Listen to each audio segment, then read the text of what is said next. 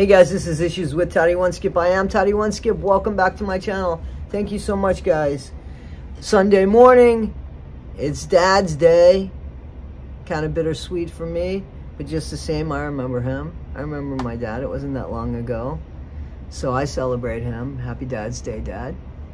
And for all of us that either are a dad or have a dad and love their dad, happy Dad's Day. For those of us that have kids that are dads, you know, for those of us that are dads to children and or pets. If it applies, guys, for those women that take on the role of being a dad as well because, you know, they're not around, happy Dad's Day, guys, for everybody. To the big man up in the sky, happy Father's Day, sir. I don't mean that as a joke. Guys, I wanted to tell you that I saw a video that Nina put out with, and this was not her regular channel that put this out. This was another channel of hers that, oh God, I'm gonna have to put the name of it because I don't know the name of it offhand. So the new channel that is called Euphoric Space, and it's Nina and the woman that usually she talks to. I thought it was her daughter. It might not be her daughter. Anyway, they did, go check out Euphoric Space, first of all, if you guys follow Nina at all. This is a little different of a channel than Flawless Nina from TikTok. Flawless Nina from TikTok can be funny and witty. This was much more to the point. It didn't have a lot of emotion in it per se. It was much more factual than Nina and her fun self on Flawless Nina. And I'm going to be 1000% honest with you guys. There was a shout out at the end to me where Nina was talking about me in a positive light. This video I was already making before then. So, and I was already commenting in her comments before I heard that shout out. So, thank you, Nina. I appreciate that. But that's not where this is coming from. This is coming from a video that I thought was very well put together. And regardless of the history between the two content creators, it was very plain and simple. I'm not going to play the video because I want you guys to please give her the clicks. But for those people that might be a little lazy or a little apprehensive about going there, I'm just going to tell you what the breakdown was. So there's a few things Nina spoke about. She spoke about the micro deletion and how the micro deletion, you know, justifies the surgeries that Gypsy had. She's not in any way saying that Dee Dee was at all a great mom or is no fault to blame. She says that she feels that Dee Dee was a grifter, a scam artist, but not near the mom that is portrayed in these movies or what even Gypsy has said, obviously. And I 1000% agree with that. Okay. She also talks a little bit about the lawsuit that's going on, and she breaks the lawsuit down, and she also has pictures of the new lawsuit. So she talks about the old lawsuit, which is the lawsuit that originally Fancy went to Chillicothe for, and the one that got dismissed strictly on jurisdiction, which that was failed to mention when it was told to us by Fancy. She just said it was dropped, charged, dismissed on jurisdiction, without prejudice. In other words, they can grab another law. He didn't even look at the lawsuit, the judge. He just said it shouldn't be filed here. He didn't say it's a fraudulent lawsuit. He didn't say it's a mindless lawsuit. He didn't say it's a petty lawsuit. He just said it shouldn't be filed here. Okay? So I remember actually being, watching the video and hearing a few things that Nina actually brought to light in the video that she talks about in Euphoric Space. So there's a few things, and again, I implore you to please check out the video because she talks about and shows, you know, stills of Sarah, like right by the lawyer's table with a cell phone. Like, who wants that? Why is that okay? It's like they poked the bear to get a reaction for probably live stream or something on their video. And who wants to be eating a meal or having a conversation before court, and when somebody, you know, and being interrupted, and somebody saying, hey, listen, please stay away. Don't take video of me. Stay away, and especially stay away because I'm talking to him about the case that, you know, your partner's part of. I mean, very well, could have been talking about that.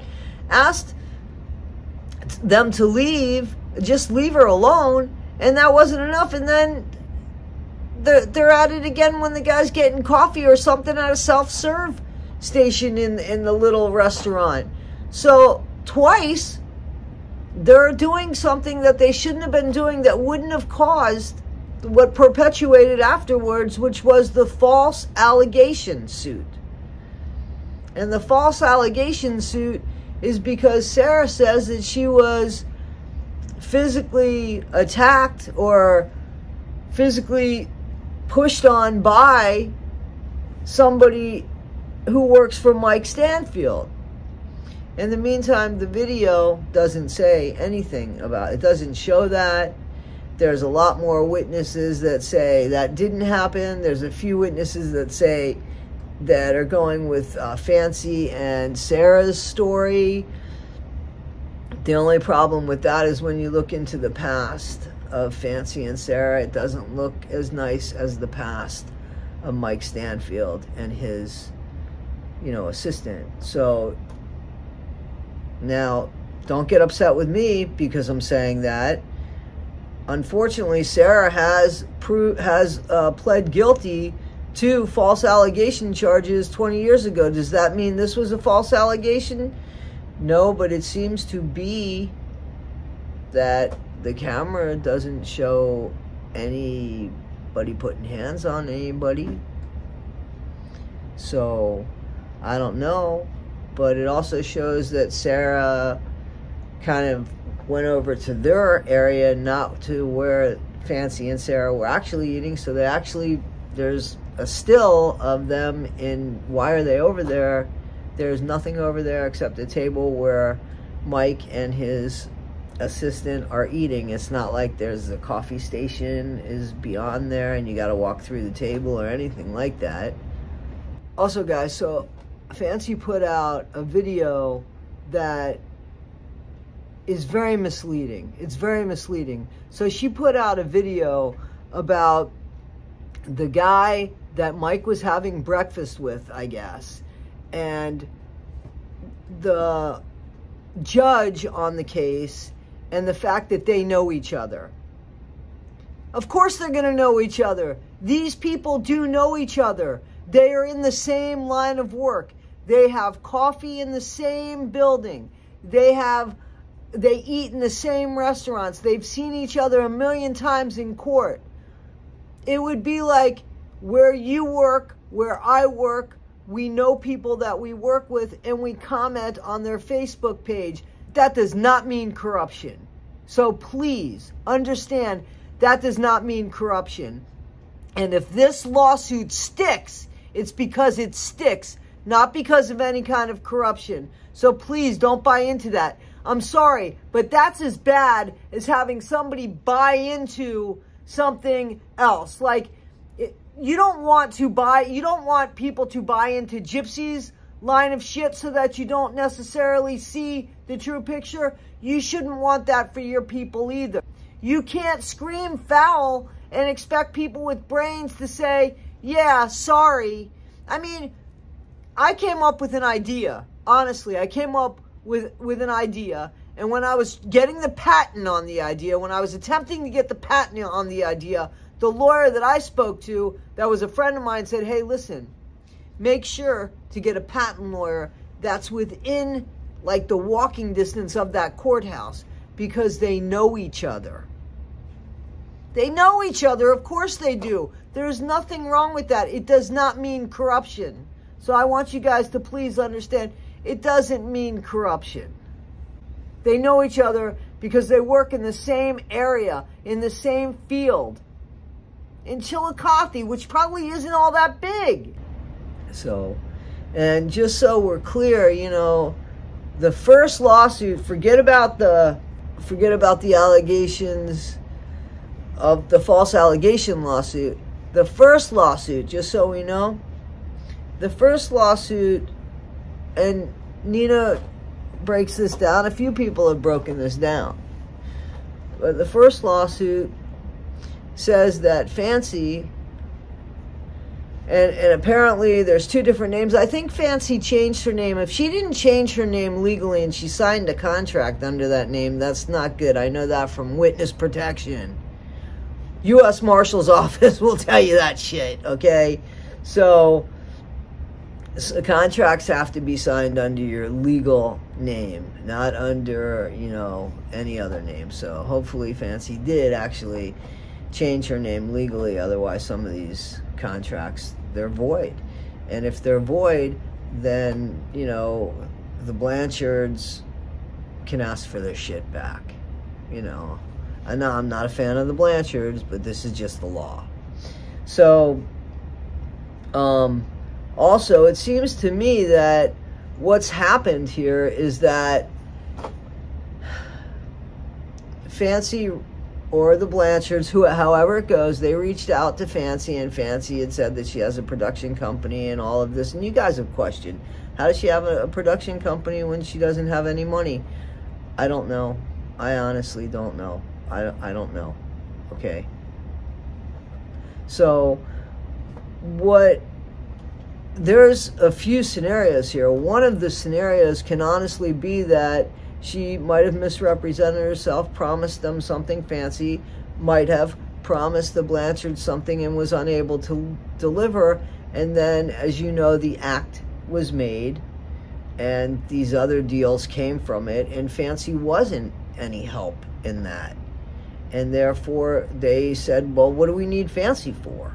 You know, we have a direct line here, and she really hasn't done anything. Now, maybe Fancy did do a lot of the groundwork and was able to make connections with people, therefore able to make communication highway, you know, and perhaps she can charge a toll for that, you know. But if she wasn't able to promise what she promised and somebody else was, then why is that the Blanchards' fault? And listen, I'm not a fan of the Blanchards, but why is it their fault? If you wait and wait and wait and somebody's not doing something, or I don't know, then why wouldn't you go to somebody else if you have the opportunity to go to somebody else? Right? You would. Anybody would. So then when they asked for the stuff back, she didn't give them the stuff back, and she started selling the stuff, which I didn't know that she was, if it's true, this is alleged, okay, but if it's true that she was selling the crime scene photos, come on, man, that really is not good. That really is, that's not good. If she was selling stuff behind a paywall, that's not good. It doesn't look good. I mean, maybe it might be legal. I can't see how it could be legal that you're making money off of somebody's death after you're promising somebody that you're a production company and can produce stuff, and you didn't do that. You know, Fancy says there was a falling out before any of this happened. I don't know. Maybe she just couldn't do the deal, you know. And also, I can understand how there's a falling out, because there's a falling out with everybody involved here. Everybody involved here. It's like you can't do a deal with these people. None of them. I'm sorry. None of them. None of them. And, you know, now I see with my own eyes, I've not heard, listen, I get emails about people's YouTube channels and who these people really are behind the scenes, and I never go by that. I never go by that, because I've told you guys that once you decide who somebody is, it's very hard for them to be somebody else. So I don't do that. I've seen stuff with my own eyes. With my own eyes. So Guys, I'm not a fan of gypsies. You know that. I'm not a fan of the Blanchard's, because how can I be? How can I be just on the act alone of what Christy did when she told Gypsy about Ken not caring about Ryan and the respect for the marriage? That right then and there, I wouldn't want to be friends with somebody like that. I wouldn't, okay? So, to me, I'm not a fan. And, you know, you guys know that Fancy, you know, got upset with me because I didn't back her on what I felt was bad behavior. I actually apologized for her behavior, and she got upset with me for apologizing to you guys, I guess. Because if you remember, I said, you know, we should probably, you know, I'm going to donate, and, you know. And by the way, guys, I've said this, so I just want to make sure that you guys know. Fancy sent me back the money that I donated. I didn't ask her to. I wasn't expecting it. She could have kept it. I wasn't going to say anything more about it, but I want you guys to know she did send me back that money. So, you know, she does. You guys need to know that she did send that back to me. I didn't ask for it or anything. She just did it on her own. And again, I wouldn't have asked for it. I'll be honest with you, I kind of wish she would have kept it, because I have a feeling she's going to really need it now, right? So, anyway, guys, this is Issues with Toddy One Skip. You know, it's so important. It really is so important to be treated the way that we want to be treated, to be fair in the way that we want to be treated fairly. Because if fair doesn't start with us, where is it going to start? If we call other people out on their BS, then I think that we need to be very good with our own. You know, otherwise it's all a bunch of shit, and who the hell are you guys supposed to believe, right? That's my feeling about this. All right, guys, this is Issues with Toddy One Skip. I am Toddy One Skip. I'm hoping to see you a few more times this weekend. Guys, don't forget, June 20th, 5 p.m. Eastern Standard Time. Jen's birthday. Let's celebrate. I'm going to be working on PayPal for Toddy One Skip. I do have a Cash App for Toddy One Skip. Don't feel obligated, but I do have those metal stickers that I showed you in the last video, and I'll show them again. And I'm hoping that Lindsay Valandry won't be too busy to spend Jen's birthday with me, so we could talk about my ex. Not hers, but my ex. All right, guys. Be better today than you were yesterday. Not half as good as you'll be tomorrow. Always be kind. Always be kind. And those of us that are struggling with things, please, please ask for help. Please ask for help. All right, guys.